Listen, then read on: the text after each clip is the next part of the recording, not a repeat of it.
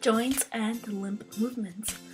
There are three different types of joints. First joint is the fibrous joint, and these are joints that are firmly held together by a thin layer of strong connective tissue. This is a joint that is also known as immovable joint. As the name says it, this is a joint that there is no movement. And a few examples of these is the sutures. The sutures are junctions between adjacent bones of the skull, tightly held together by fibrous connective tissue, and sutures can be found right here. So this is the sagittal suture, and it connects the skulls together.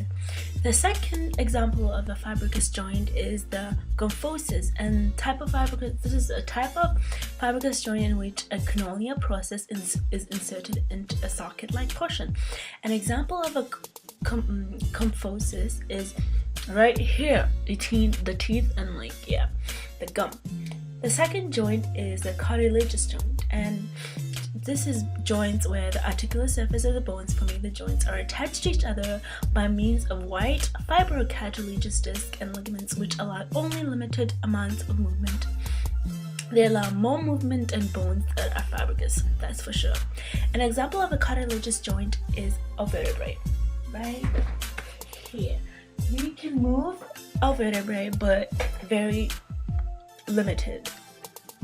The second joint is synovial joint, and most of the joints in our body are of the synovial type, and they are freely movable joints, and the bones of synovial joints are covered by a layer of hyaline cartilage.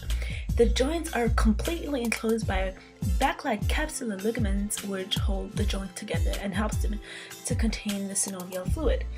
And there are 6 different types of synovial joints. The first one is the ball and socket joint, and this joint can be found right here in our shoulders, and this is a joint in which the distal bone is capable of motion around an indefinite number of axes. The second example of a synovial joint is the condyloid joint, and the shape of the condyloid joint permits movement into planes allowing flexion and extension in one plane, and abduction in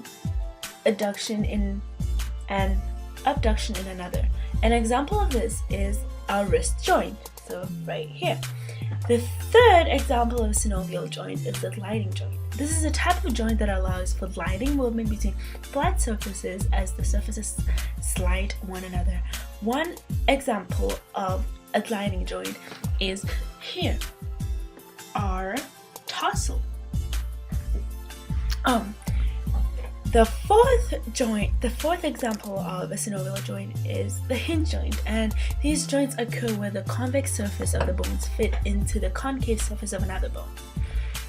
There is movement only in one place. Keep that in mind. An example of a hinge joint is in the knee. Right here, in the patella, there is only one movement in one place. The fifth example of a synovial joint is the pivot joint, and it's a type of synovial joint in which the axis of concave articular surface is parallel with the longitudinal axis of the bone. Pivot joints allow for rotation, which can be external or internal.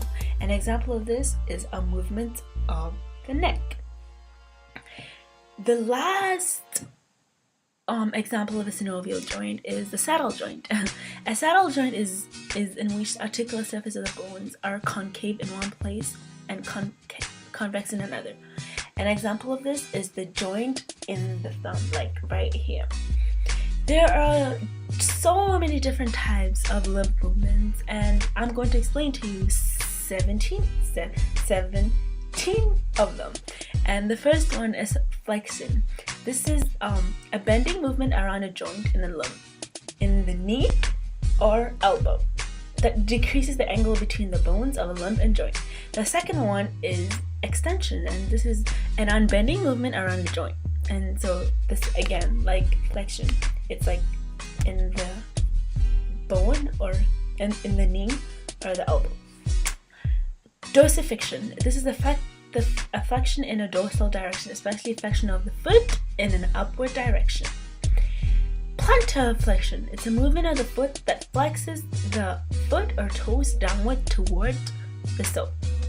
Hyperextension. To extend so that the angle between the bones of a joint is greater than normal.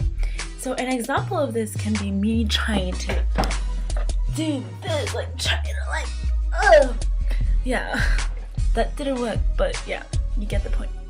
The abduction is to draw any limb from a position near or parallel to the medial axis of the body. Adduction is moving a part towards the midline, returning the upper limb from the horizontal portion to the other side of the body. Circumduction is a movement of a limb or extremity so that the distal end describes a circle while the proximal end remains fixed. Depression. Depression is lowering a part, dropping of shoulders. So depression can be like if my shoulders were like this, and will go down. Elevation would be the opposite of depression, would be my shoulders going up. Protraction is the act of moving anatomical parts forward. So an example of protraction is if I would do this. Retraction is moving a part backward, pulling. So an example would be pulling the chin backward. So like back like that. Eversion is turning the foot so that the sole flexes laterally. I'm going to try and do this, but I don't think it's going to work. It's like that. Okay, so supination is turning the hand so that the palm is facing towards anteriorly, like that. That would hurt. Pronation is turning the hand so that the palm is facing downward or posteriorly. Thank you. I hope you learned something.